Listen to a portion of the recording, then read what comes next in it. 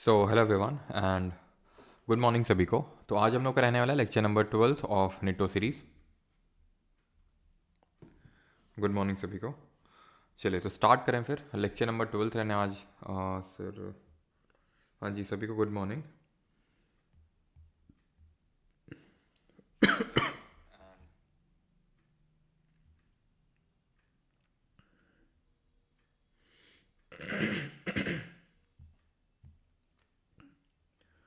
Sir ज्ञान world पे लगता है स्टॉक अभी नहीं आएगा। साउंड इंक्रीज कर लो। साउंड आई थिंक यार प्रॉपर आ रही होगी अभी, ठीक है। थोड़ा सा आप वॉल्यूम इंक्रीज कर लो अपने फ़ोन का।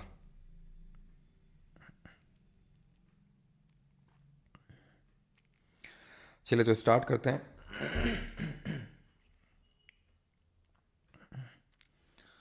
सर कैसे हो? बढ़िया है।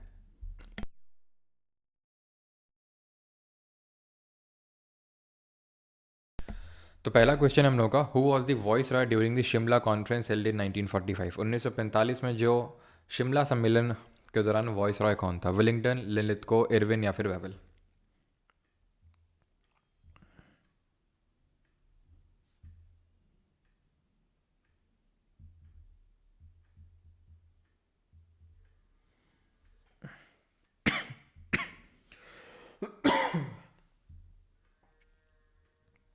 चलिए तो फिर किया जाए क्वेश्चन को।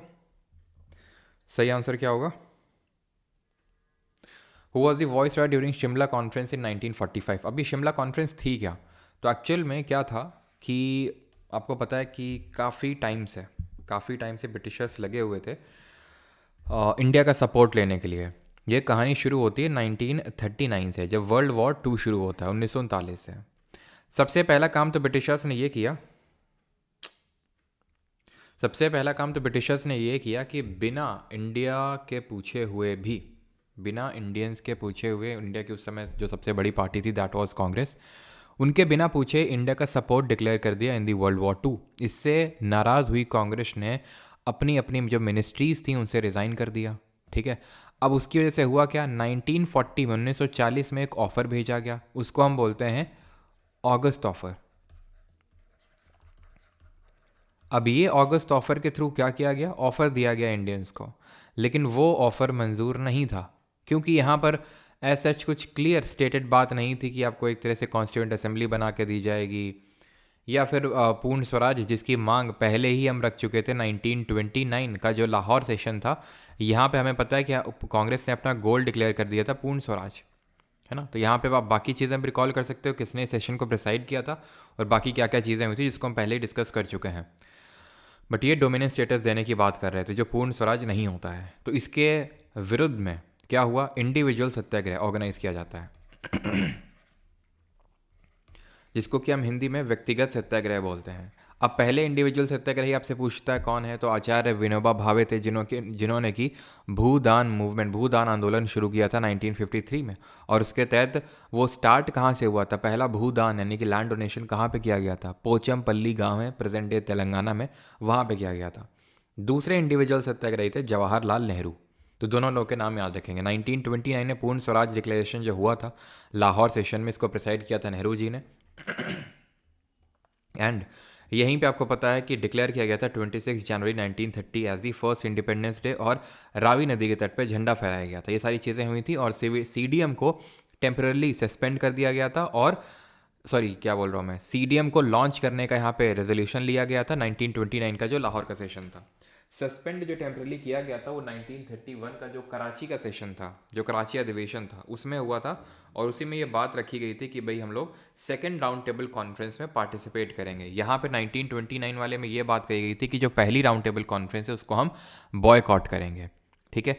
तो अब इसके बाद क्या हुआ, इसके बाद होता है देन 1942 में आता है आपका Cripps mission.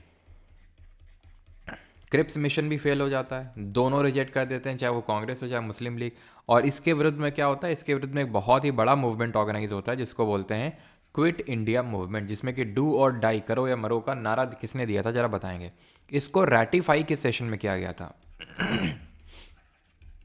Ratified in the session of, तो इसको रैटिफाई किया गया था इन दी सेशन ऑफ कहाँ पे हुआ था वो सेशन, कहाँ पे हुआ था? That was in Gowalia Tank, Bombay.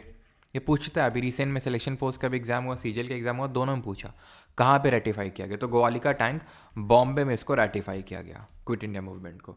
Then इसकी वजह से हुआ क्या, जेल कर दिया गया। ये काइंड ऑफ लीडरलेस मूवमेंट था क्यूआईएम की अगर बात करें, क्विट इंडिया मूवमेंट, बिकॉज पहले दिन ही सबको जेल में डाल दिया गया जो मेजर लीडर्स थे। जो हमारे कुछ छोटे लीडर्स हम बोल सकते हैं, जैसे कि हमारे अरुणा असफ अली हो गई, सरोजिनी नायडू हो गई, ठीक है, तो ये सब लोग ऑपरेट कर रहे थे अंडरग्राउंड, एक तरह से हम बोल सकते हैं। और यहीं पे आपकी पैरेलल गवर्नमेंट भी सेटअप होती हैं इसी टाइम पे। क्या सेटअप होती हैं क्विट इंडिया मूवमेंट के टाइम पे? Parallel government. जैसे फॉर एग्जांपल बलिया में कौन लीड कर रहा था? चिट्टू पांडे। ये सारी चीज़ें वैसे पीवाई की सीरीज चाहे एफआरबी सब कर चुके हैं। जरा बताइएगा कि महाराष्ट्र और बंगाल, महाराष्ट्र ये बता दो महाराष्ट्र में कौन लीड कर रहा था पैरेलल गवर्नमेंट को? अंडरग्राउंड रेडियो चला रही थी उषा मेहता इस समय, है ना, तो ये सारी पैरेलल गवर्नमेंट्स चल रही थी उस समय। तो हुआ ये था कि सब लोग मेजर लीडर्स जो हमारे जेल हो गए थे। तो फिर वेवल प्लान आया 1945 में। वेवल उस समय का वाइसरॉय हुआ करता, तो ये कि प्लान लेके आया, और इस प्लान के तहत पहले तो सब लोगों को जेल से निकाला गया और शिमला में बुलाया गया डिस्कशन करने के लिए। लेकिन अगेन ये प्लान भी फेल हो गया, फिर से जेल में डाल दिया गया। तो ऑप्शन नंबर डी यहाँ पे करेक्ट आंसर होगा। अच्छा, शिमला कॉन्फ्रेंस से शिमला एग्रीमेंट भी एक हुआ था, अगर आपको याद हो, या तो आई थिंक शायद मैंने इसका बहुत ज़्यादा जिक्र नहीं किया है। शिमला एग्रीमेंट क्या है? शिमला एग्रीमेंट होता है एक 1972 में, 1972 में। ये एग्रीमेंट होता है इंडिया और पाकिस्तान के बीच में। तो Zulfikar Ali Bhutto from the side of Pakistan, India के साइड से इंदिरा गांधी थी, और इन लोगों के बीच में एग्रीमेंट साइन हुआ था। क्यों? क्योंकि आपको पता है 1971 में क्या हुआ था, बांग्लादेश लिबरेशन वॉर हुआ था, और वही जो पहले ईस्ट पाकिस्तान हुआ करता था तो वो अलग होकर बांग्लादेश बन गया था। तो इसी को लेके एक एग्रीमेंट हुआ था इंडिया और पाकिस्तान के बीच में, इंडिया के साइड से इंदिरा गांधी और उनके साइड से जुल्फ़िकार अली भुट्टो। लिलिथगो की अगर बात करेंगे तो 1940 में जो अगस्त ऑफर आया था, या फिर 1942 में जो क्रिप्स मिशन हुआ था, या फिर 1942 में जो क्विट इंडिया मूवमेंट हुआ था, ये सारा लिलिथगो के टाइम पे ही हुआ था। ठीक है।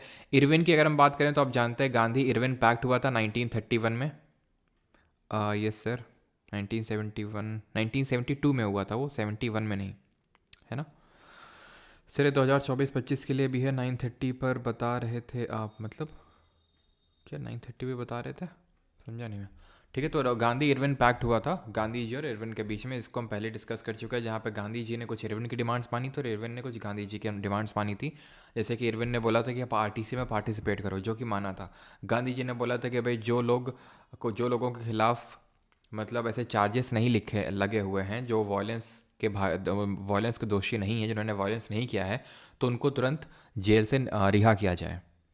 ये भी बोला जाता है कि गांधी जी ने भी डिमांड रखी थी कि भगत सिंह और सुखदेव और राजगुरु जी की फांसी टाली जाए, लेकिन इरविन उस बात पे नहीं माना था। तो यहाँ पे सही आंसर होगा ऑप्शन नंबर डी, वेवल। आगे बढ़ते हैं।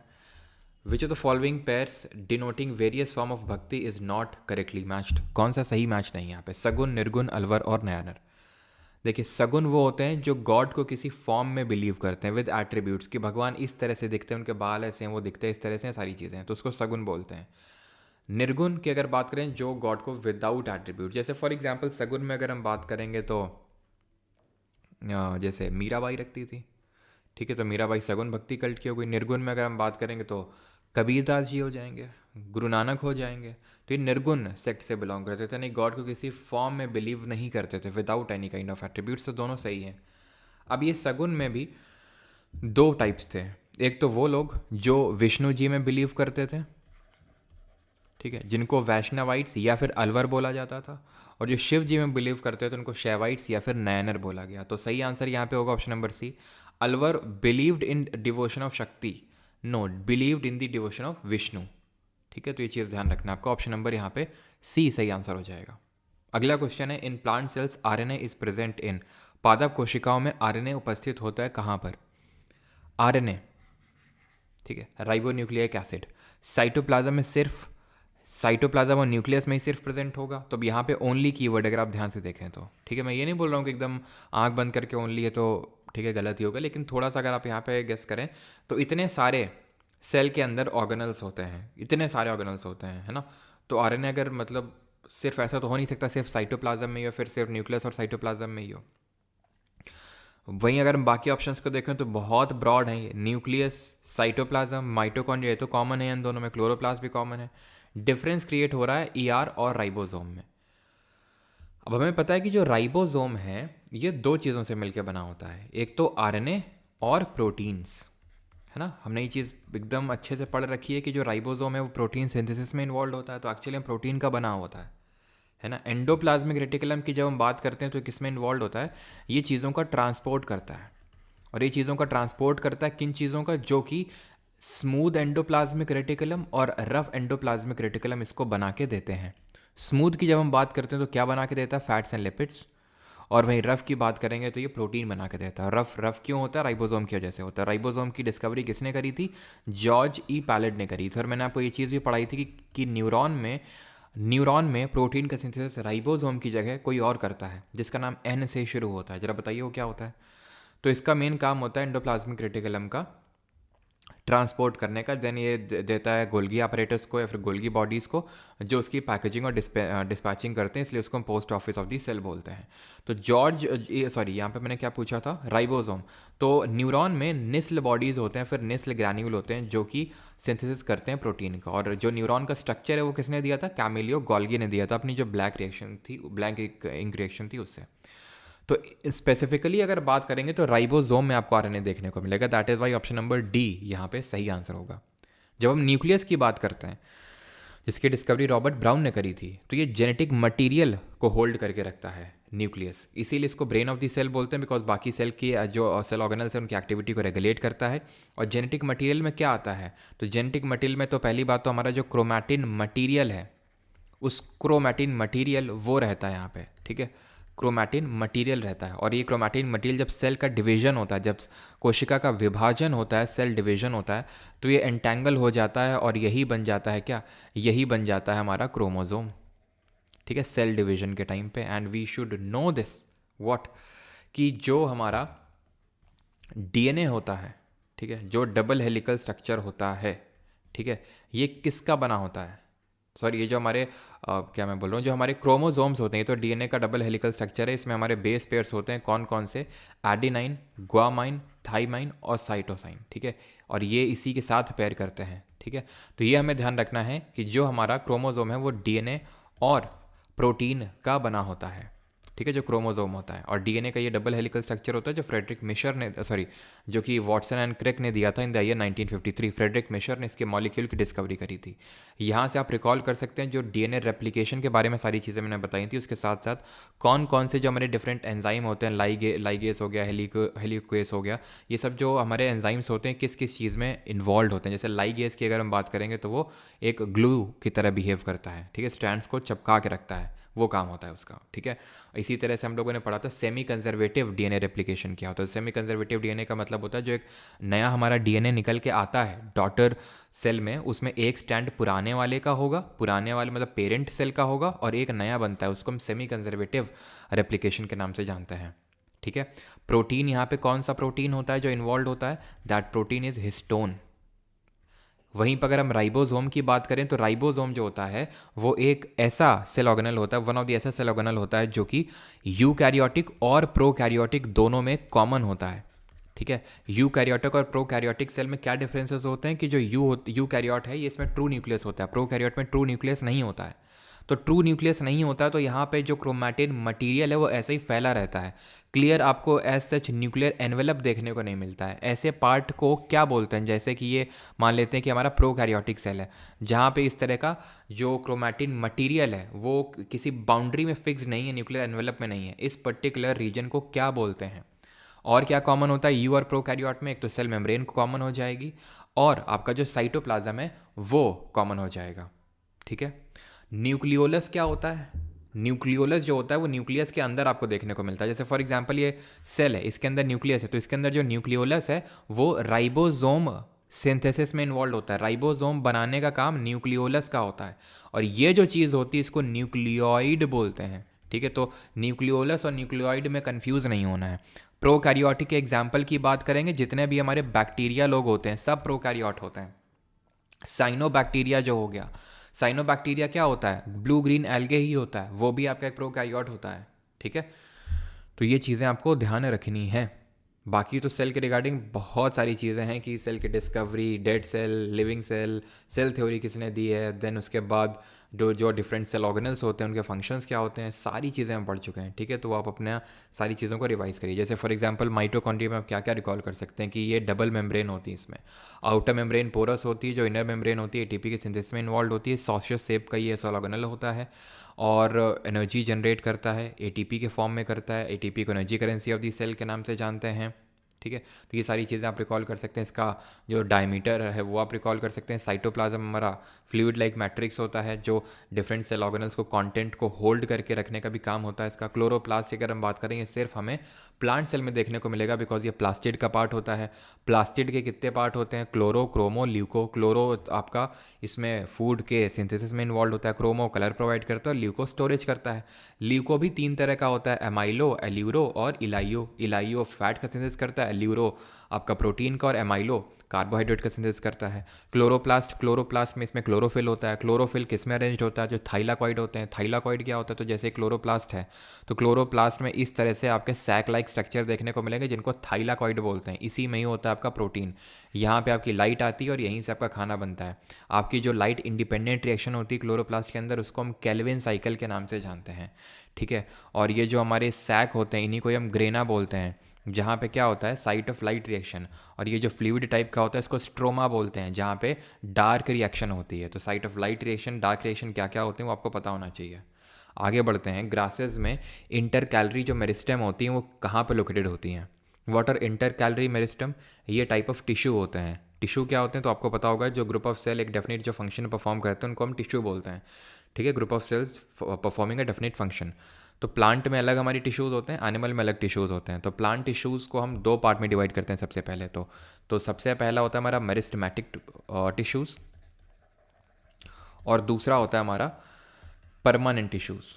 अंतर क्या होता है मेरिस्टेमेटिक और परमानेंट में? तो मेरिस्टेमेटिक ये जो टिश्यूज़ होते हैं लिविंग सेल के बने होते हैं, ये काइंड ऑफ डेड सेल के बने होते हैं। जब ये डिवाइड करके थक जाते हैं, नहीं कर पाते हैं डिवाइड, देन ये परमानेंट में कन्वर्ट हो जाते हैं through a process known as differentiation. इस प्रोसेस के थ्रू ये कन्वर्ट हो जाते हैं मेरिस्टेमेटिक से परमानेंट में। तो यहाँ पे सेल का डिवीजन हो रहा है। ये जो मेरिस्टेमेटिक होते हैं ये वैक्यूल्स नहीं होता है इनमें, they lack vacuoles and they have dense cytoplasm. इनमें एक डेंस साइटोप्लाज्म देखने को मिलता है। मेरिस्टेमेटिक को भी हम फर्दर 3 पार्ट में डिवाइड करते हैं। एक को बोलते हैं एपिकल, जो कि टिप्स में प्रेजेंट होता है, चाहे वो शूट हो चाहे रूट हो। शूट मतलब ये आपका जो काइंड ऑफ स्टेम टाइप है, और रूट्स तो आप जानते हैं, तो उनके टिप्स में प्रेजेंट होता है जो कि ग्रोथ को प्रमोट करता है, एपिकल मेरिस्टेमेटिक टिश्यू। ठीक है, बीच बीच में जो इंटर कैलरी नोड्स होती हैं वहाँ पे जो हमारा एक डिवाइडिंग टिश्यू प्रेजेंट होता है उसको इंटर कैलरी। इंटर मतलब बीच बीच में, लेटरल का मतलब ही होता है साइड वेज, है ना। अभी आपने सुना होगा लेटरल एंट्री इन यूपीएससी, तो मतलब साइड वेज जो एंट्री होती है। तो लेटरल मेरिस्टेमेटिक टिश्यूज हमारे साइड में होते हैं। ये इनका काम क्या होता है? इन दोनों का काम होता है हाइट बढ़ाना प्लांट की। ठीक है, हाइट बढ़ाना। लेकिन वहीं अगर हम बात करेंगे लेटरल की तो उसकी विड्थ बढ़ाना। अच्छा, कमेंट में आप बता दीजिए कौन से हार्मोन्स इन्वॉल्व होते हैं प्लांट में जो कि उसकी ग्रोथ को प्रमोट करते हैं, और कौन सा एक ऐसा हार्मोन बताया था जो ग्रोथ को इनहिबिट करता है, मारता है। तो इंटर कैलरी मेरिस्टेमेटिक टिप्स में तो नहीं प्रेजेंट होगा, यहाँ पे तो एपिकल होगा, यहाँ पे लिटरल मेरिस्टेमेटिक टिश्यू होगा, बेस ऑफ लीव्स में होगा। अच्छा, ये जो बेस ऑफ लीव होता है ये, ठीक है, तो इस तरह से लीव ऐसे होती है हमारी। तो ये बेस जो होता है लीव्स का, यहाँ पे यहीं पे ही आपका यहीं पे ही आपका परमानेंट का जो एक टाइप होता है। परमानेंट हमारा 3 टाइप का होता है, एक तो पैरेन्काइमा हो जाता है, एक कॉलेनकाइमा हो जाता है और एक स्क्लेरेनकाइमा हो जाता है।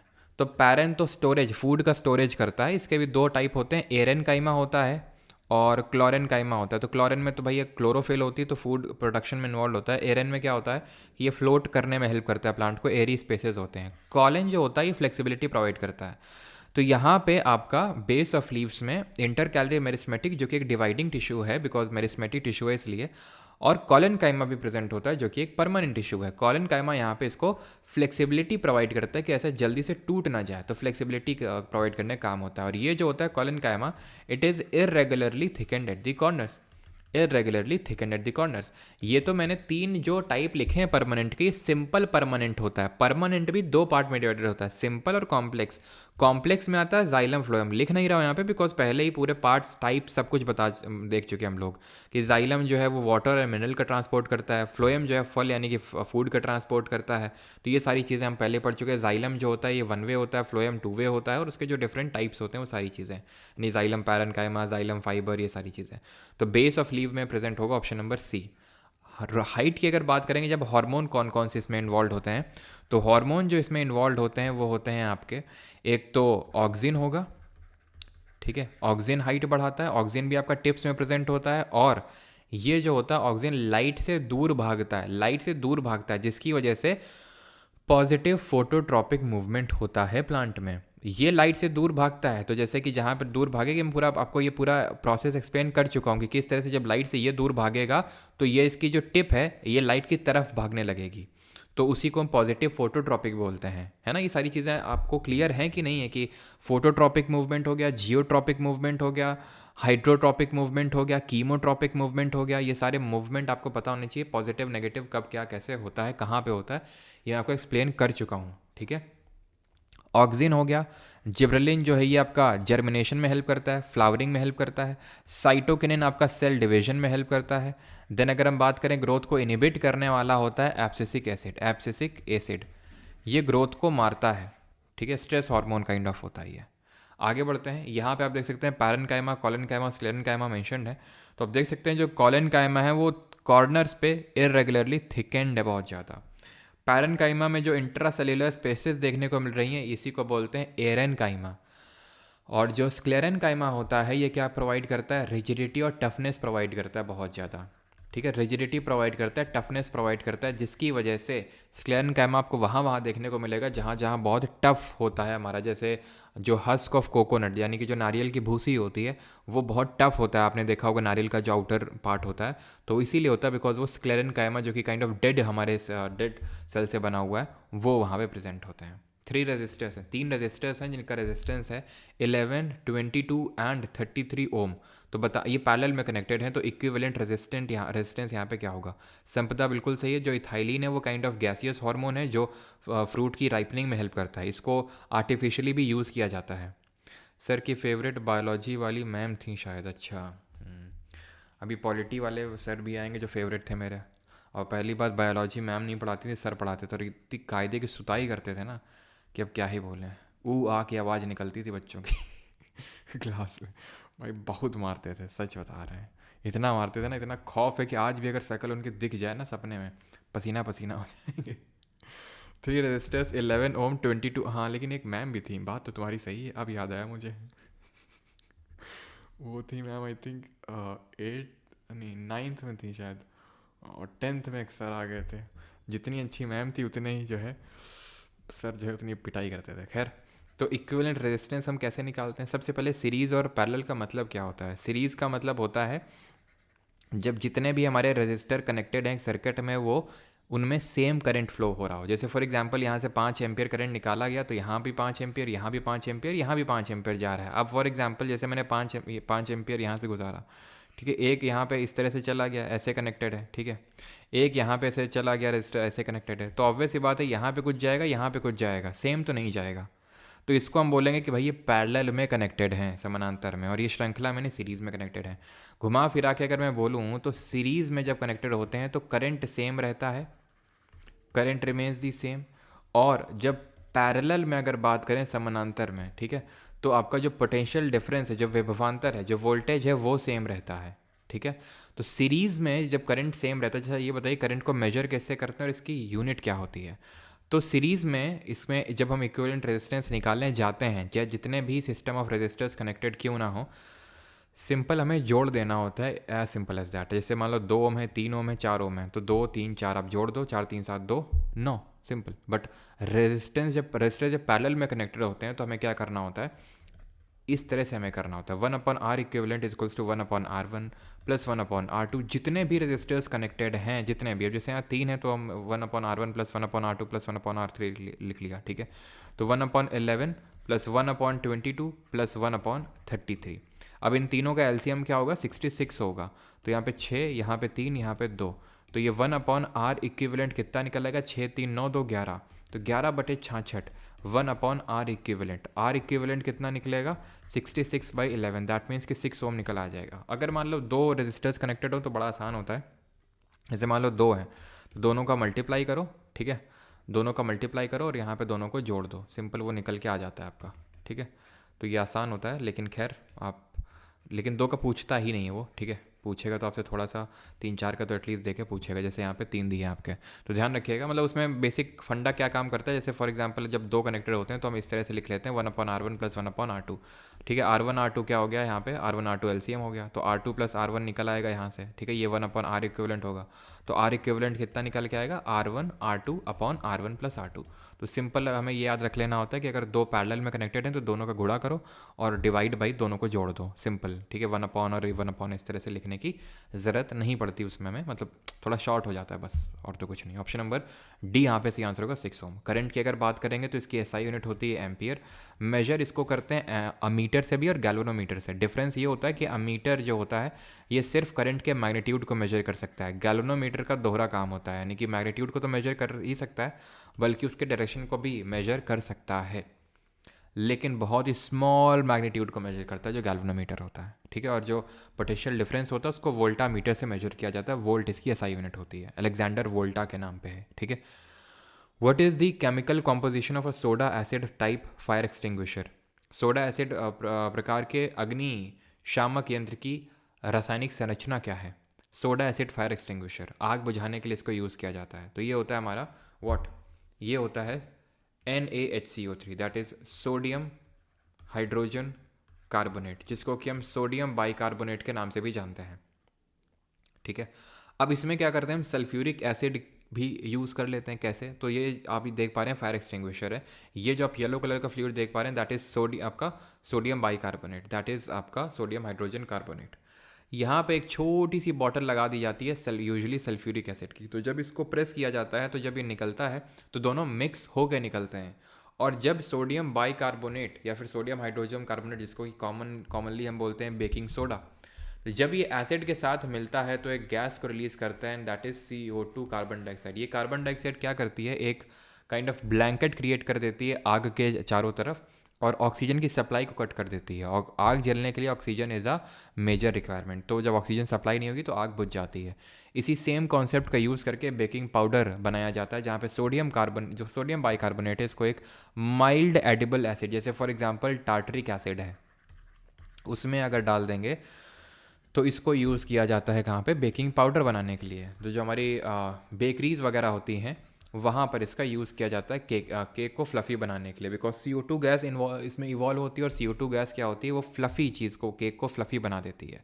तो अगर हम सोडियम बाइकार्बोनेट में सल्फ्यूरिक एसिड, जो कि काफ़ी स्ट्रॉन्ग मिनरल एसिड होता है, उसको अगर ऐड कर देते हैं तो वो क्या बन जाता है, सोडा एसिड फायर एक्सटिंग्विशर। वहीं माइल्ड एडिबल एसिड जैसे टार्टरिक एसिड, ये आपका ऑर्गेनिक एसिड है, बिकॉज आपको ये ऑर्गेनिक चीज़ों में देखने को मिलेगा, जैसे हमारे टैमरिंड, इमली हो गया, ग्रेप्स यानी कि अंगूर हो गए, उनमें टार्टरिक एसिड देखने को मिलता है। तो ये जोड़ने पे वो बेकिंग पाउडर बन जाता है। तो यहाँ पर आंसर होगा sodium, solution of sodium hydrogen carbonate and sulphuric acid, yes, option number A. इसको हम कॉमनली क्या बोलते हैं, बेकिंग सोडा के नाम से भी जानते हैं। और इसका सिर्फ यही यूज़ नहीं होता है कि इसको हम बेकिंग पाउडर बनाने में यूज़ करते हैं फिर एसिड फायर एक्सटिंग्विशर, इसके अलावा हम अपनी पेट की एसिडिटी को भी बुझाने के लिए यूज़ करते हैं, और ऐसे कंपाउंड को एंटासिड बोला जाता है। एक एंटासिड का आप भी नाम जरा कमेंट में बता दो जिसका नाम M से शुरू होता है।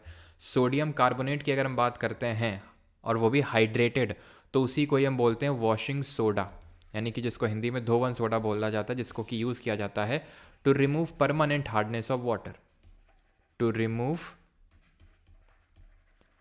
Permanent hardness of water. तो वाटर की जो परमानेंट हार्डनेस है, अब वाटर की हार्डनेस कहाँ से आती है, कठोरता कहाँ से आती है, तो उसमें जो कैल्शियम और मैग्नीशियम के जो सॉल्ट होते हैं ना, उनकी वजह से हार्डनेस आती है। हैवी वाटर से कंफ्यूज मत करना इसको, हैवी वाटर आपका ड्यूटेरियम ऑक्साइड होता है D2O।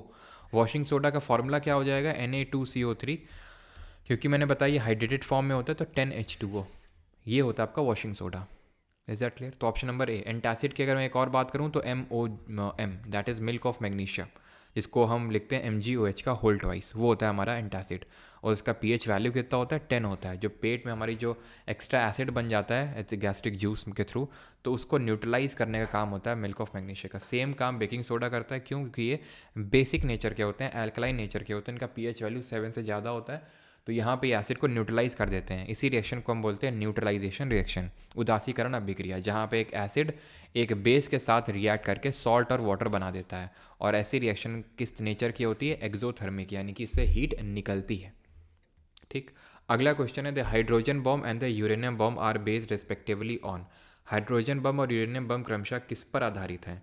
Nuclear fusion and fission, fission and thermonuclear fusion, geothermal fission and fusion, या फिर geothermal fission and fusion, fusion and fission. ठीक है, बिल्कुल पेट की आग बुझाने के लिए भी इस्तेमाल करते हैं। यस, 1.4 to 1.6 होता है आपका गैस्ट्रिक जूस का। यस सर, एक टैबलेट देना मिल्क ऑफ मैग्नीशिया की, क्यों नहीं। एक्सोथर्मिक, बिल्कुल सबका सही है। हाइड्रोजन बॉम्ब और यूरेनियम बॉम्ब किस पर्टिकुलर कॉन्सेप्ट पे बेस्ड है? तो ये आपका हाइड्रोजन बॉम्ब बेस्ड होता है न्यूक्लियर फ्यूजन पे, जिसको हम परमाणु संलयन बोलते हैं। और अगर यूरेनियम की बात करें तो ये बेस्ड होता है न्यूक्लियर फिजन में। तो यहाँ पर सही आंसर होगा ऑप्शन नंबर ए। अब न्यूक्लियर फ्यूजन क्या होता है? जहाँ पे दो छोटे न्यूक्लियस मिलकर एक बड़ा न्यूक्लियस बनाते हैं। फिजन क्या होता है? जहाँ पे एक बड़ा न्यूक्लियस दो छोटे न्यूक्लियस में टूटता है। जैसे फॉर एग्जांपल, फिजन हमें बहुत अच्छे से पता है कि जब हम यूरेनियम का फिजन करवाते हैं, किसका यूज़ करके? न्यूट्रॉन को स्ट्राइक करवा के, तो क्या मिलता है हमें? यहाँ पे हमें एक बेरियम का न्यूक्लियस मिलता है और एक क्रिप्टन का मिलता है, प्लस 3 न्यूट्रॉन्स और रिलीज होते हैं इस पर्टिकुलर रिएक्शन में, और ये चेन रिएक्शन शुरू हो जाती है, जिसको हम फिजन रिएक्शन के नाम से जानते हैं, जो कि आपको न्यूक्लियर जो रिएक्टर्स होते हैं वहाँ पे देखने को मिलती है। न्यूक्लियर रिएक्टर, जैसे कि हमारा सबसे पहला न्यूक्लियर रिएक्टर कौन था इंडिया का? तारापुर था, 1969 में कमीशन हुआ था। कलपक्कम हो गया, ठीक है, कलपक्कम, कुंडनकुलम ये सबसे लेटेस्ट है, कुंडनकुलम, ठीक है, जो कि दोनों कहाँ पे हैं? ये सब आपके कहाँ पे हैं? तारापुर तो आपका महाराष्ट्र में है, लेकिन कलपक्कम और कुंडनकुलम आपका तमिलनाडु में। तो यहाँ पे आपके फ्यूजन रिएक्शन के थ्रू एनर्जी जनरेट होती है।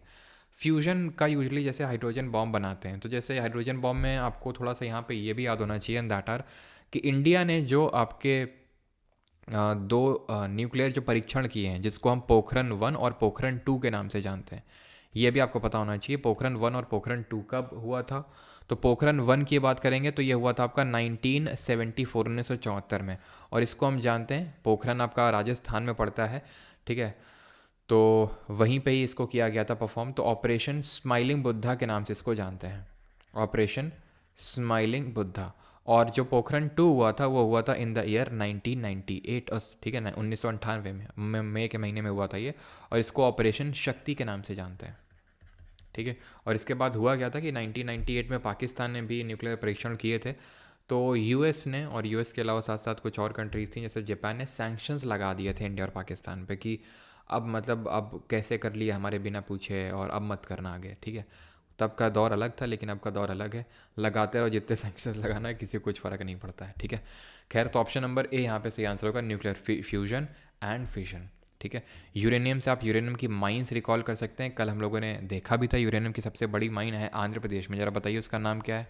कल ही मैंने आपको पढ़ाया था ये चीज़। और एक है हमारी जादूगोड़ा माइन, जो कि आपको झारखंड में देखने को मिलेगी, ठीक है। जादूगोड़ा माइन है झारखंड में। इसका लिए मैंने आपको एक पिच ब्लेंड बताया था, इसकी एक और होती है जिसका फॉर्मूला होता है UO2, ठीक है, जिसको कि हम यूरेनियम के बारे में तो चलो बाकी फैक्ट्स हमें पता ही है कि न्यूक्लियर रिएक्टर में यूज़ करते हैं। बाकी सबसे बड़ी कौन सी माइन है, तो ध्यान रखना है आपकी, जो क्या नाम है, अरे यार दिमाग से जा रहा है, क्या है वो, पल्ली करके नाम था उसका। अरे पोचमपल्ली नहीं, गधे हो गया, पोचमपल्ली नहीं, ताम्रपल्ली करके ऐसा कुछ था, तुम्मला पल्ले आई थिंक था ऐसे, है ना, तुम्मला पल्ले, ठीक है, तुम्मला पल्ले था। ये जो आप लिख रहे हैं पोचमपल्ली, वो तो आपका पहला गांव बना था जिसने कि लैंड डोनेशन या जो भूदान मूवमेंट था उसमें पार्टिसिपेट किया था, ठीक है, फिर लैंड डोनेट किया था। ऑप्शन नंबर ए सही आंसर होगा यहाँ पे, ठीक है।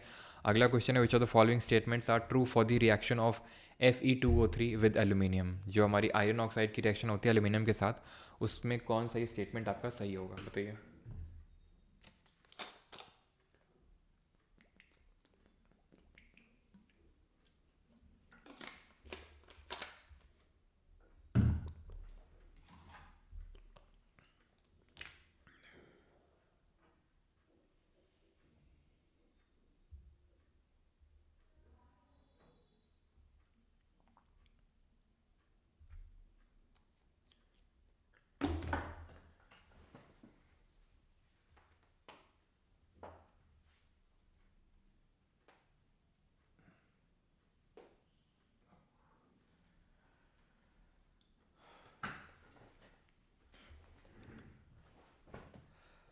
तो अगला क्वेश्चन है which of the following statement are true for the reaction of Fe2O3 with aluminium.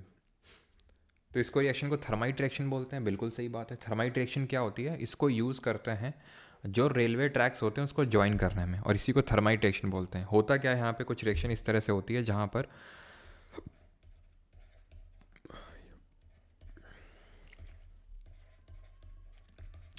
ये रिएक्शन कुछ इस तरह से होती है, थर्माइट रिएक्शन इसको बोलते हैं, जिसको रेलवे ट्रैक को ज्वाइन करने के लिए यूज़ किया जाता है। ठीक है, अब इस रिएक्शन में इमेंस हीट इन्वॉल्व होती है जिसको हम बोलते हैं एक्सोथर्मिक रिएक्शन।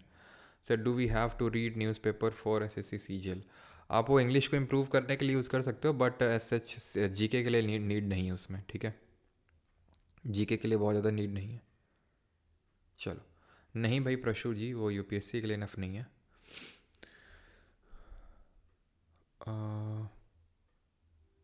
अच्छा अच्छा अच्छा, ठीक है।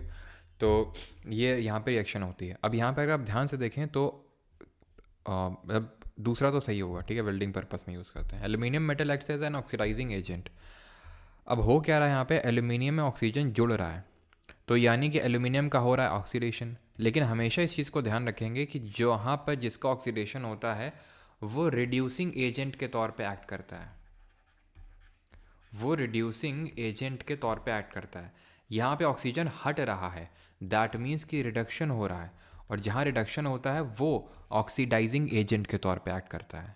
ठीक, और जहाँ ऑक्सीडेशन होता है वहाँ पे लॉस ऑफ इलेक्ट्रॉन्स भी होता है, और जहाँ रिडक्शन होता है वहाँ पे गेन ऑफ इलेक्ट्रॉन्स होता है।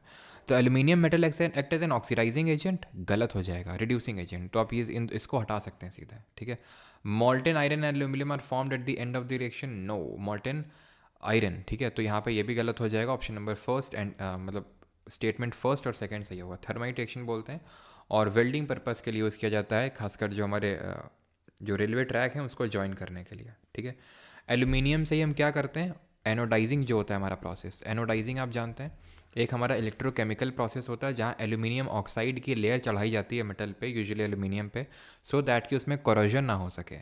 आयरन ऑक्साइड क्या होता है, तो एक्चुअल में आयरन में हम मैनुअली जिंक की जो कोटिंग चढ़ाते हैं उसको हम गैल्वनाइजेशन बोलते हैं, सो दैट आयरन में रस्टिंग ना हो सके। और कमेंट में आपको बताना है, तो गैल्वनाइजेशन में हम किसका यूज़ करते हैं, जिंक का, जस्ते की कोटिंग चढ़ाते हैं मैनुअली, इलेक्ट्रोकेमिकली नहीं। कमेंट में आपको ये बताना है कि जो आपकी कोरोजन होता है इन जनरल वो किस तरह की रिएक्शन होती है। अगला क्वेश्चन है, and that is match the list 1 with list 2। तो लिस्ट 1 को लिस्ट 2 से मैच करना है। वर्ल्ड वेटलैंड्स डे यानी आर्द्रभूमि दिवस, international tiger day, world water day और इंटरनेशनल मदर अर्थ डे, ये अब हम कब सेलिब्रेट करते हैं, बताइए जल्दी से। तो ये इंटरनेशनल टाइगर डे तो यार आई थिंक मैंने जो कल रील डाली थी उसी में ही बताया था मैंने। सेंट पीटर्सबर्ग डिक्लेरेशन हुआ था इस दिन, इसलिए इंटरनेशनल टाइगर्स डे मनाते हैं। कब मनाते हैं ज़रा बताइए।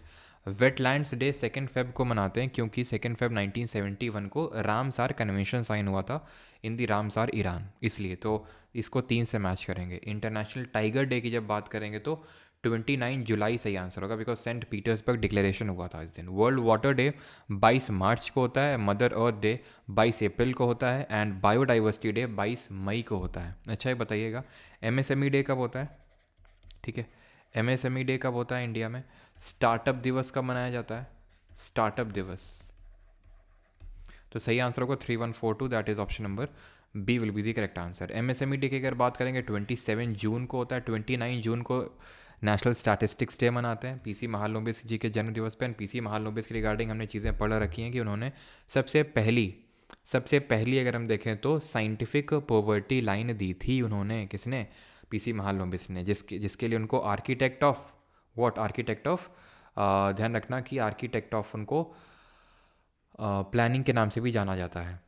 ठीक है, और स्टार्टअप दिवस की अगर बात करेंगे तो 16 जनवरी को स्टार्टअप दिवस मनाया जाता है। अगला क्वेश्चन है, that is which of the following indicators is included in the national MPI, that is multi dimensional poverty index. अब जो मल्टी डायमेंशनल पॉवर्टी इंडेक्स होता है, स्टार्टअप दिवस 16 जैन सबका सही है, ठीक है। जो मल्टी डायमेंशनल पॉवर्टी इंडेक्स होता है वो सिर्फ एक कंपोनेंट को पकड़ के नहीं चलता है पॉवर्टी का सिर्फ कंपोनेंट पैसा नहीं हो सकता कि आपके पास पैसा नहीं है तो आप पुअर हैं। ये डिफरेंट कंपोनेंट्स को पकड़ते हैं, उसको मल्टी डायमेंशनल पॉवर्टी इंडेक्स बोलते हैं। इंटरनेशनली भी रिलीज़ होता है और नेशनली भी रिलीज़ होता है ये इंडेक्स। इंटरनेशनली करता है UNDP, that is United Nations Development Programme, और नेशनली करता है नीति आयोग। नीति आयोग का भी एक अलग से MPI, that is multi dimensional poverty index आता है। जो UNDP पब्लिश करता है उसके में 3 डायमेंशंस होते हैं। वो 3 डायमेंशंस होते हैं standard of living, health and education, जिसको कि हम आसानी से शी से याद कर सकते हैं। शी से मतलब standard of living, health and education. और इसमें इंडिकेटर क्या क्या होते हैं? तो इंडिकेटर होते हैं जैसे हेल्थ में न्यूट्रिशन और चाइल्ड मोर्टालिटी, एजुकेशन में years in schooling and school attendance, intensity of poverty, head count ratio, standard of living में cooking fuel, sanitation, drinking water, electricity, housing and assets. तो टोटल मिला के अगर आप देखें तो 2, 2, 4, 2, 6, 2, 8, 9, 10, 11, 12, तो 12 इंडिकेटर्स आपको यहाँ पे देखने को मिल रहे हैं। ठीक है, ठीक है। तो 12 इंडिकेटर्स हैं यहाँ पे जो टोटल हमारी मल्टी डायमेंशनल पॉवर्टी इंडेक्स को दिखाते हैं 3 डायमेंशंस के अंडर में। ये चीज़ आपको ध्यान रखनी है। तो आंसर यहाँ पे, सही आंसर क्या होगा कि कौन सा इंक्लूडेड है? तो ईयर ऑफ स्कूलिंग, यहाँ पे आप देख सकते हैं ईयर इन स्कूलिंग, ये एक इंडिकेटर है, बाकी नहीं है। तो इंडिकेटर आपको एक बार ध्यान में रखना है। देन जो नीति आयोग पब्लिश करता है, ये ध्यान रखिएगा कि इसके तहत अभी इस पर CGL में जो आपका प्रीलिम्स हुआ था उसमें भी क्वेश्चन पूछा था, सबसे पुअर कौन सा है मल्टी डायमेंशनल पॉवर्टी इंडेक्स के हिसाब से? तो that was Bihar. Second number पे झारखंड था। और लीस्ट पुअर की अगर बात करेंगे, लीस्ट पुअर में आपका था केरल। अगर हम पॉवर्टी की बात करें, गरीबी की बात करेंगे, तो बहुत सारी हमारी कमिटीज़ भी बन चुकी हैं पॉवर्टी को लेके, है ना? आपको आई थिंक पता होगा, जैसे कि हमारी दांडेकर और रथ कमेटी बन चुकी है, दांडेकर एंड रथ। अलग committee, Lakdawala committee, Lakdawala committee, Tendulkar committee, Tendulkar committee. तो ये मेन कमेटी हमारी, और वैसे तो एक रंगराजन कमेटी भी बनी है इसमें, ठीक है। लेकिन तेंदुलकर कमेटी का ध्यान रखना कि तेंदुलकर कमेटी ने बोला था कि जो पॉवर्टी का एस्टिमेशन होना चाहिए वो मंथली पर कैपिटा कंजम्पशन के बेसिस पे होना चाहिए, यानी कि यहाँ पे इसने मिक्स्ड रेफरेंस पीरियड की बात कही थी। अगर कभी इस तरह से क्वेश्चन पूछ ले कि किस पर्टिकुलर कमेटी ने मिक्स्ड रेफरेंस पीरियड का यूज़ करके मंथली पर कैपिटा इनकम निकालो, कंजम्पशन एक्सपेंडिचर निकालो और उसके बेसिस पे पॉवर्टी डिटरमाइन करो, वो बोला था, ठीक है। ध्यान रखना कि इंडिया में यूजुअली 10 साल में पॉवर्टी का डेटा पब्लिश होता है, ये भी क्वेश्चन पूछा जा चुका है। एंड इंडिया में NSSO, that is national sample survey, जो ऑर्गेनाइजेशन होता है, it carries survey to determine the poverty line. तो इंडिया में पॉवर्टी लाइन डिटरमाइन करने के लिए सर्वे कौन करता है? ये NSSO करता है, ठीक है। और जो नेशनल पॉवर्टी लाइन है, नेशनल जो पॉवर्टी लाइन 2011-12 है, उसके हिसाब से ये आपसे डेटा पूछता है अर्बन और रूरल में किसको पुअर बोलते हैं। तो पुअर अगर हम बात करेंगे अर्बन में, तो अर्बन में अगर आपकी पर कैपिटा इनकम, ठीक है, पर मंथ अगर आपकी 816 रुपये है, इससे ज़्यादा है तो आप पुअर नहीं, इससे कम है तो आप पुअर हैं। यानी कि ये आपको ये एक बेंचमार्क याद होना चाहिए। सॉरी, ये रूरल में होगा ना कि अर्बन में, ठीक है। कहाँ पे? ये रूरल में। और अर्बन में कितना होगा?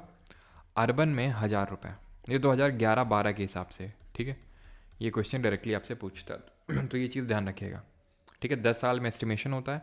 कमिटीज़ कौन कौन सी थी? मिक्स्ड रेफरेंस की किसने बात करी थी? तेंदुलकर कमेटी ने बात करी थी। NSSO जो है ये सर्वे कंडक्ट करता है। सबसे पहला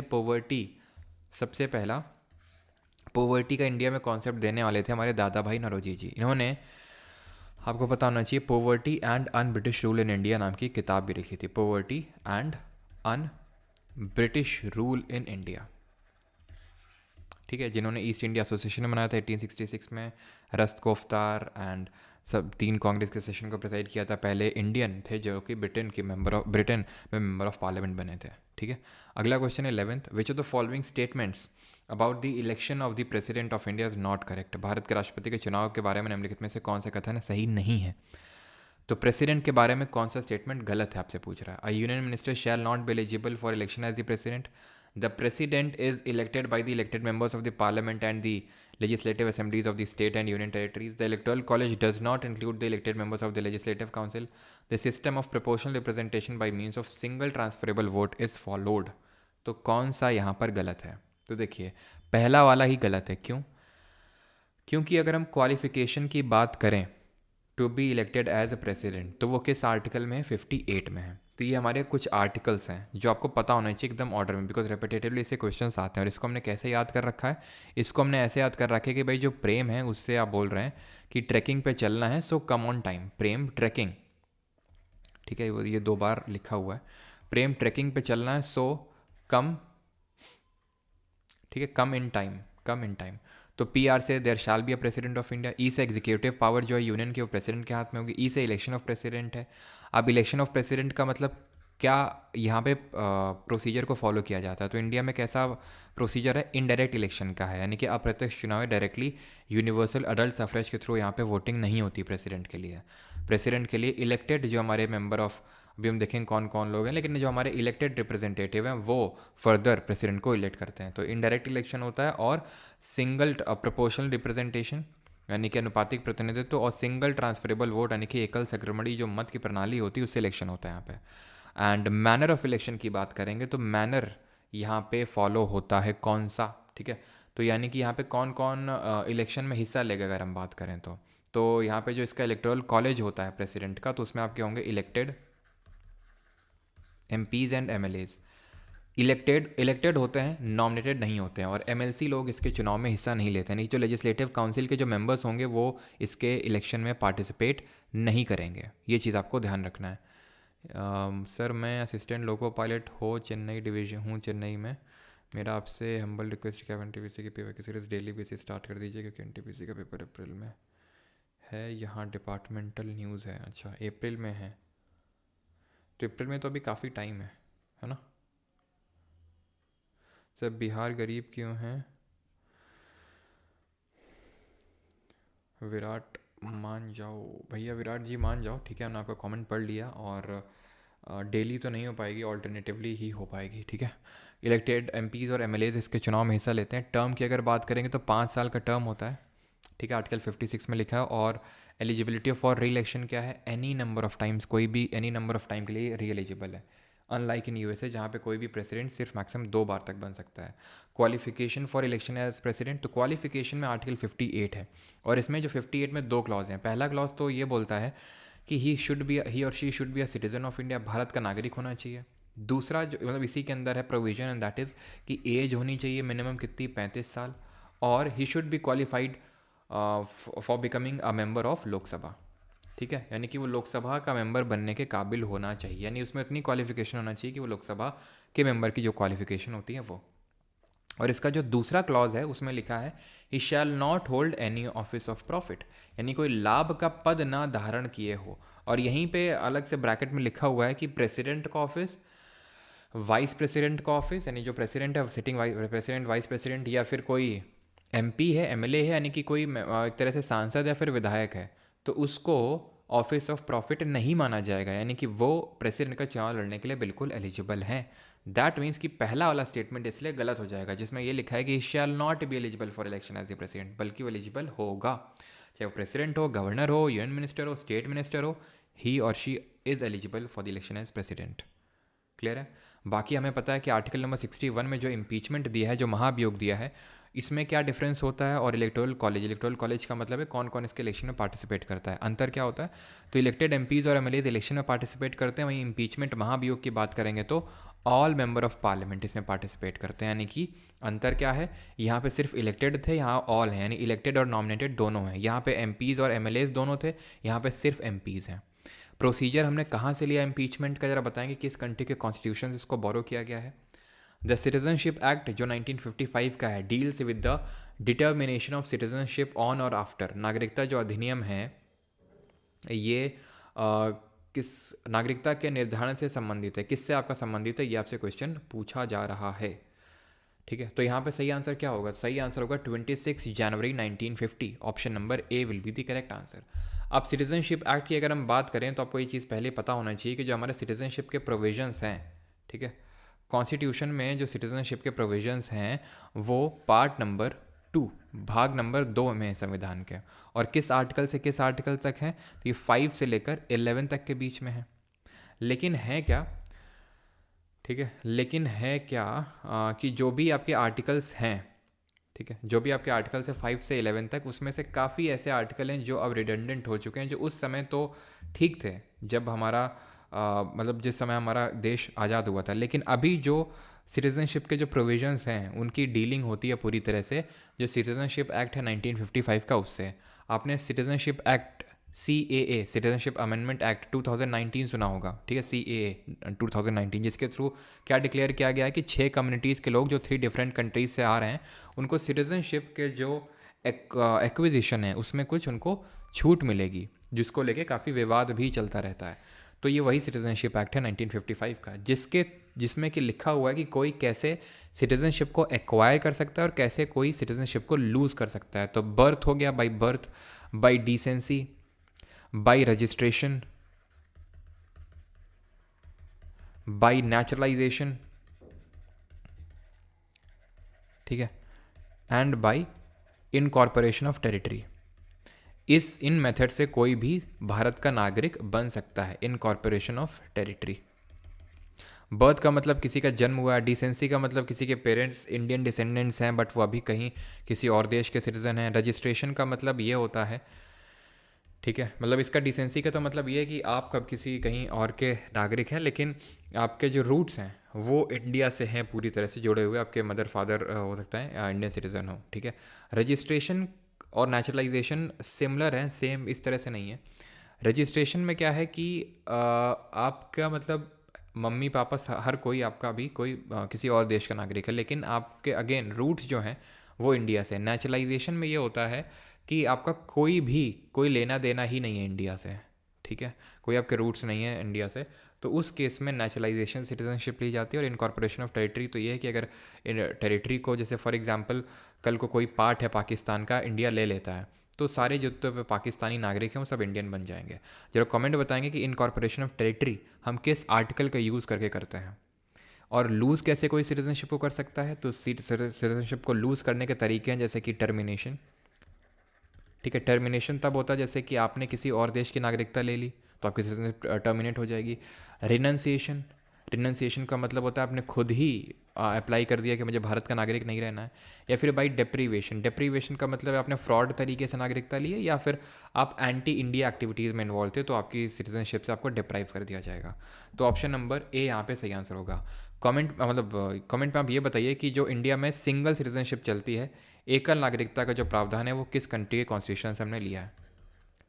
सिंगल सिटीजनशिप, पीछे मैंने आपसे पूछा था इम्पीचमेंट कहाँ से लिया, तो वो हमने यूएस से लिया। यूएस से हमने जुडिशरी की इंडिपेंडेंस, जुडिशियल रिव्यू, ये सारी चीज़ें लिया। सिंगल सिटीजनशिप हमने यूके से लिया। यूके से हमने और क्या लिया है, पार्लियामेंट्री फॉर्म ऑफ गवर्नमेंट लिया है, मार्शल लॉ लिया है, रूल ऑफ लॉ लिया है, एंड यूके से हमने और क्या चीज़ लिया है, पार्लियामेंट्री बाईकैमरलिज्म लिया जिसको द्विसदनीय विधानमंडल बोलते हैं। तो ये सारी चीज़ें हम लोगों ने ली है यूके कॉन्स्टिट्यूशन से, ठीक है। एंड अच्छा ये बताइए कि कौन सा आर्टिकल है जो बात करता है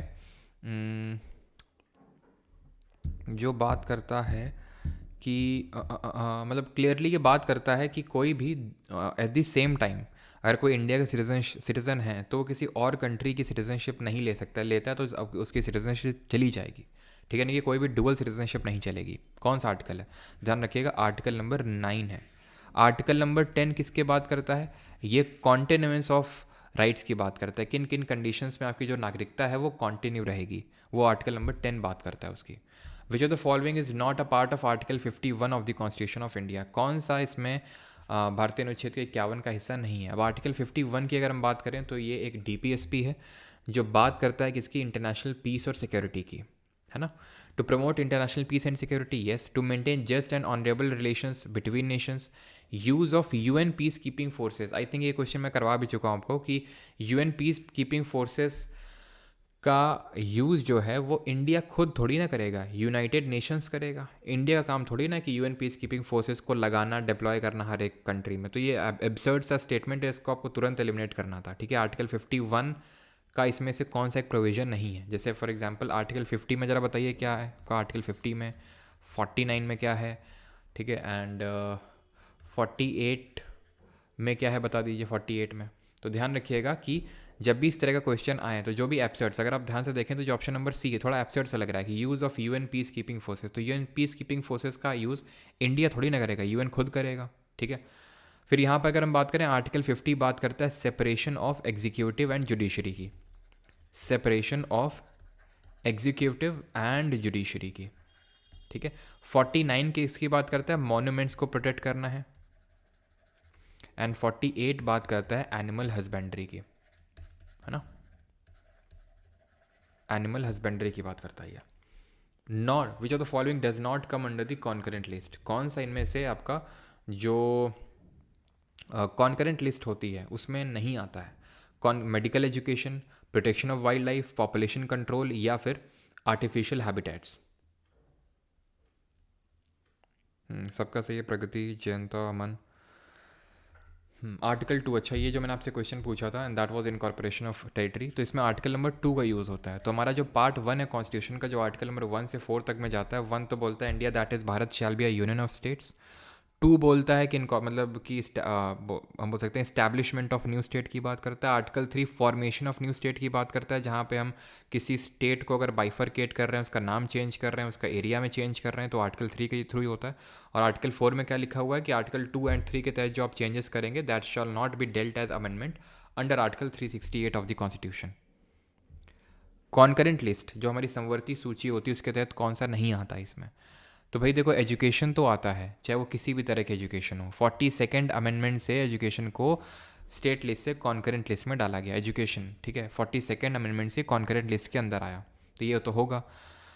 प्रोटेक्शन ऑफ वाइल्ड लाइफ भी होगा, पॉपुलेशन कंट्रोल भी होगा, बट आर्टिफिशियल हैबिटेट्स नहीं होगा। ये आपका आता है स्टेट जो लिस्ट होता है, स्टेट लिस्ट में, ठीक है।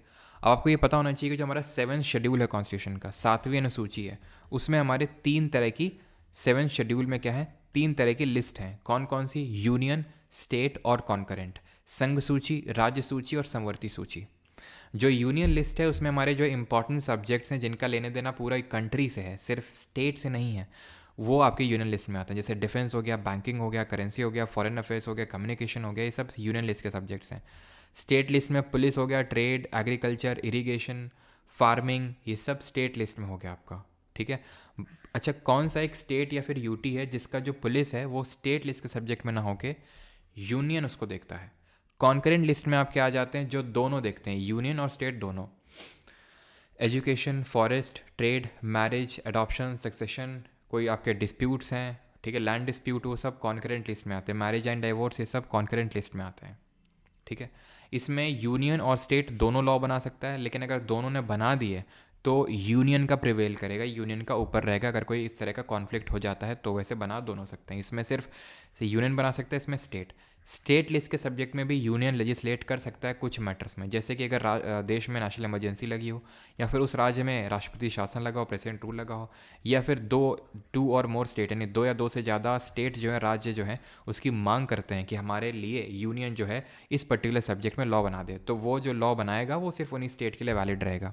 या फिर कोई इंटरनेशनल ट्रीटी को एनफोर्स करना है तो उस केस में भी यूनियन जो है स्टेट लिस्ट के सब्जेक्ट में लॉ बना सकता है, ठीक है। और क्या मैंने पूछा था, कॉन्करेंट लिस्ट को लिया कहाँ से? तो कॉन्करेंट लिस्ट को ध्यान रखिएगा कि हमने ऑस्ट्रेलिया के, ठीक है, ऑस्ट्रेलिया के कॉन्स्टिट्यूशन से लिया है। तो एस से सिटिंग यानी जॉइंट सिटिंग लिया है, ट्रेड एंड कॉमर्स लिया है, और एल यानी कि कॉन्करेंट लिस्ट, ये 3 चीज़ें हमने ऑस्ट्रेलिया के कॉन्स्टिट्यूशन से ली हैं। तो सही आंसर यहाँ पर ऑप्शन नंबर डी हो जाएगा, ठीक। सर सबके नंबर याद करने होंगे, नंबर इन द सेंस कैसे? Sir what is the difference between bicameralism and dyarchy? Bicameralism आजकल जी होता है द्विसदनीय, मतलब कि 2 सदन है, जैसे लोकसभा और राज्यसभा, इसको बाई कैम्बलिज्म बोलते हैं। लेजिस्लेटिव असेंबली, लेजिस्लेटिव काउंसिल, उसको बाई कैम्बलिज्म बोलते हैं। डायरकी का मतलब होता है द्वैध शासन, यानी कि जैसे फॉर एग्जांपल आज आप सुनते होगे कि दलित सीट आई है ना, मुस्लिम सीट, मतलब दलित सीट आई है, ऐसे महिला सीट आई है, तो उसका मतलब ये होता है डायरकी का, जो पहले एग्जिस्ट करता था, अभी तो एग्जिस्ट नहीं करता है, कि कोई जैसे मुस्लिम बहुल इलाका है तो वहाँ पे सिर्फ मुस्लिम ही खड़ा हो सकता है और सिर्फ मुस्लिम इसके लिए वोट कर सकते हैं, है ना, 1909, ठीक है। तो उसको हम, सॉरी ये तो यार वो हो गया आपका सेपरेट इलेक्टोरेट में बताने लग गया। डायरकी आप पूछ रहे थे ना शायद, एक बार मैं देखता हूँ वो कमेंट। डायरकी ठीक है, बाइकैमरिज्म डायरकी। तो डायरकी होता है आपका जहाँ पे जो सब्जेक्ट्स है उसको डिवाइड कर देते हैं। डायरकी हम कब पढ़ते हैं? तो डायरकी हम पढ़ते हैं जो गवर्नमेंट ऑफ इंडिया एक्ट था 1919 का, जिसको कि हम मॉन्टेग्यू चेल्मफोर्ड रिफॉर्म्स के नाम से जानते हैं। तो इसमें क्या किया गया था, इसमें सब्जेक्ट्स को डिवाइड किया कर दिया गया था। कौन से सब्जेक्ट्स को? जो प्रोविंशियल सब्जेक्ट्स थे। वैसे सब्जेक्ट्स दो पार्ट में डिवाइडेड थे, एक तो सेंट्रल सब्जेक्ट था, जैसे आज डिवाइडेड होते हैं ये यूनियन लिस्ट, स्टेट लिस्ट और कॉन्करेंट लिस्ट। तो वैसे ही आप ऐसे समझ लो कि ये यूनियन लिस्ट हो गई और स्टेट लिस्ट हो गई। तो जो स्टेट लिस्ट थी यानी फिर जो प्रोविंशियल सब्जेक्ट्स थे उसको फर्दर दो पार्ट में डिवाइड कर दिया था, and that was reserved and transferred. बस इसी चीज़ को डायरकी बोलते हैं। ठीक है, जो मैं आपको बताने लग गया था वो आपका सेपरेट इलेक्टोरेट होता है जो 1909 से आया था। ये होता है आपका डायरकी, जहाँ पे आप सब्जेक्ट्स को फर्दर उनको डिवाइड कर दो रिजर्व्ड और ट्रांसफर्ड में, जो कि गवर्नमेंट ऑफ इंडिया 1919 ने किया था, प्रोविंशियल सब्जेक्ट्स को डिवाइड किया था। यानी किसी को हम बोलते हैं डायरकी इन प्रोविंसेस। और इसको रिवर्स किसने किया था? गवर्नमेंट ऑफ इंडिया जो था 1935 का, उसने रिवर्स किया था और प्रोविंसेस से डायरकी हटा के सेंटर में डायरकी ले आया था। सेंट्रल में वो रिजर्व और ट्रांसफर्ड को सेंट्रल सब्जेक्ट्स में डिवाइड कर दिया था। ठीक है, आगे बढ़ते हैं। And the last question of the day is which act abolish the east India companies monopoly of trade with China? किस एक्ट ने ईस्ट इंडिया कंपनी की मोनोपोली ख़त्म कर दी विद ट्रेड विद चाइना? तो चार्टर एक्ट ऑफ 1813। तो देखिए 1813 ने monopoly हटाने की कोशिश करी ईस्ट इंडिया कंपनी ने, लेकिन यहाँ पर एक्सेप्शंस थे। एक्सेप्शन ये थे कि ईस्ट इंडिया कंपनी को, ठीक है, ट्रेड करने से मना कर दिया था, लेकिन दो चीज़ों में, ट्रेड इन टी और ट्रेड विद चाइना, ये अभी भी लागू था, ये अभी भी वैलिड था, कोई दिक्कत नहीं थी। इसी से क्या किया गया था, रुपए 1 लाख जो है सेट असाइड किए गए थे भारतीय शिक्षा में, इंडियन एजुकेशन में खर्च करने के लिए। और क्रिश्चियन जो मिशनरीज़ हैं उनको भेजा गया था भारत में, मिशनरीज क्रिश्चियनिटी को प्रमोट करने के लिए। जो चार्टर एक्ट ऑफ था 1833 का, इसने ये दो एक्सेप्शंस भी हटा दिए थे, यानी कि जो ईस्ट इंडिया कंपनी है it became a purely administrative body, यानी कि इसके कमर्शियल फंक्शंस पूरी तरह से ख़त्म कर दिए गए। और ईस्ट इंडिया कंपनी ही कब ख़त्म कर दी गई पूरी तरह से? 1853 से अगर बात करेंगे तो यहाँ पर इसने इंट्रोड्यूस किया था ओपन सिस्टम ऑफ, मतलब या फिर open competition of civil services 1853 ने। और हम फादर ऑफ सिविल सर्विसेज किसको बोलते हैं? कॉर्नवालिस को बोलते हैं, जिसने कि ज़मींदारी सिस्टम लेके आया था कॉर्नवालिस ही। ईस्ट इंडिया कंपनी की अगर बात करें तो 1858 का जो एक्ट आया था, क्वींस प्रोक्लेमेशन जिसको बोलते हैं, उसे ईस्ट इंडिया कंपनी को ही अबॉलिश कर दिया गया था। कमेंट में आप बताएंगे कि जो 1784 का जो हमारा पिट्स इंडिया एक्ट था उसने क्या किया था? पिट्स इंडिया एक्ट ने 1784 का जो एक्ट है, जिसको चार्टर एक्ट ऑफ 1784 या फिर पिट्स इंडिया एक्ट बोलते हैं, तो इसने ये क्या किया था? तो सबसे पहले क्या होता था कि कमर्शियल फंक्शंस को मैनेज करने के लिए कोर्ट ऑफ डायरेक्टर हुआ करता था, कोर्ट ऑफ डायरेक्टर हुआ करता था, और एडमिनिस्ट्रेटिव फंक्शन को मैनेज करने के लिए कोई नहीं होता था। तो उसके लिए बोर्ड ऑफ गवर्नर करके एक जो है एडमिनिस्ट्रेटिव बॉडी को अपॉइंट किया गया। ठीक है, एडमिनिस्ट्रेटिव फंक्शंस को मैनेज करने के लिए इन दोनों को अगेन ख़त्म कर दिया गया था 1858 का जो एक्ट था उसके थ्रू। 1773 के रेगुलेटिंग एक्ट से क्या हुआ था?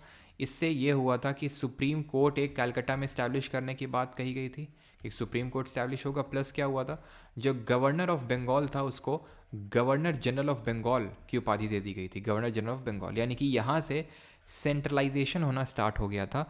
जो गवर्नर था बंगाल का, उसके पास ज़्यादा से ज़्यादा पावर देना स्टार्ट कर दिया गया था। प्लस 1833 से ही अगर हमें याद हो तो गवर्नर जनरल ऑफ जो बंगाल है वो क्या बन गया था? वो बन गया था गवर्नर जनरल ऑफ इंडिया। और पहला कौन बना था? विलियम बेंटिक बना था गवर्नर जनरल ऑफ इंडिया, या फिर last governor general of Bengal. और वॉरेन हेस्टिंग पहला गवर्नर जनरल ऑफ बंगाल बना था, जिसने कि डुअल गवर्नमेंट भी ख़त्म किया था 1772 में।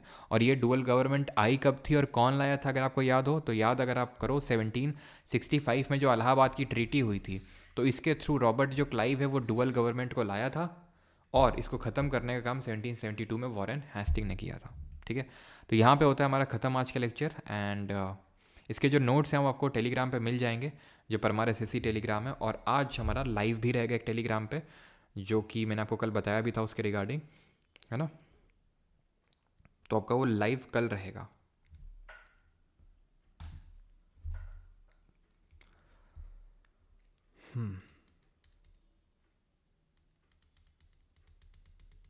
ठीक है, बाकी आज तुम लोगों को थोड़ी सी एनर्जी डाउन लग रही होगी ना?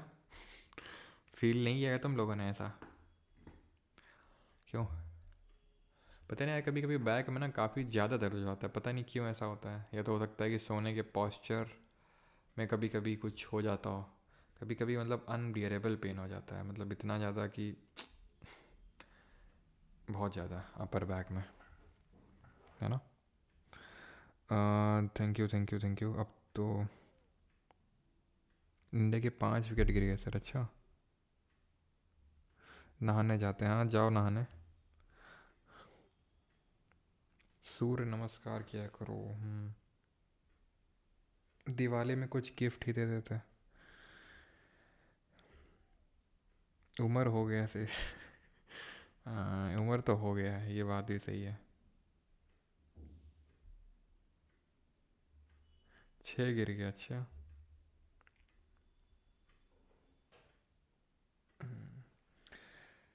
न्यूज।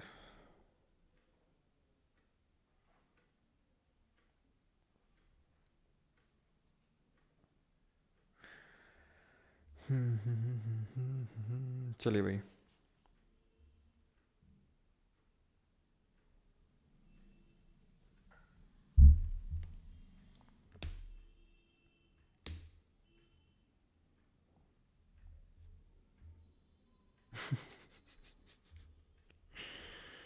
थाईलैंड मसाज ही नीड है आपको, हाँ।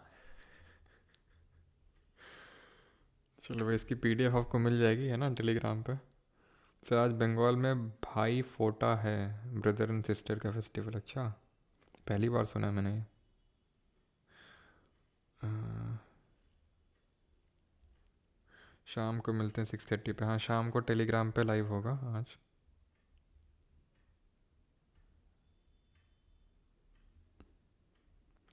सर रील्स डालो। सर दिवाली के दिन मैं अब्दुल बन गया था। गजब यार हम लोग सर।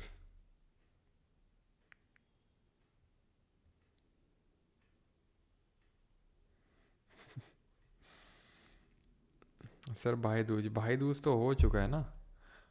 परसों था भाई दूज तो आई थिंक। ख़त्म हो गया दिवाली वाली माहौल है। सर हनुमान दंड से बैक पेन नहीं होगा इंक्लूडिंग योर। अच्छा, चलो देखते हैं ट्राई करके इसको भी। चलो भाई, हाँ थैंक यू, धन्यवाद। मिलते हैं 6:30 पे टेलीग्राम पे। Thank you.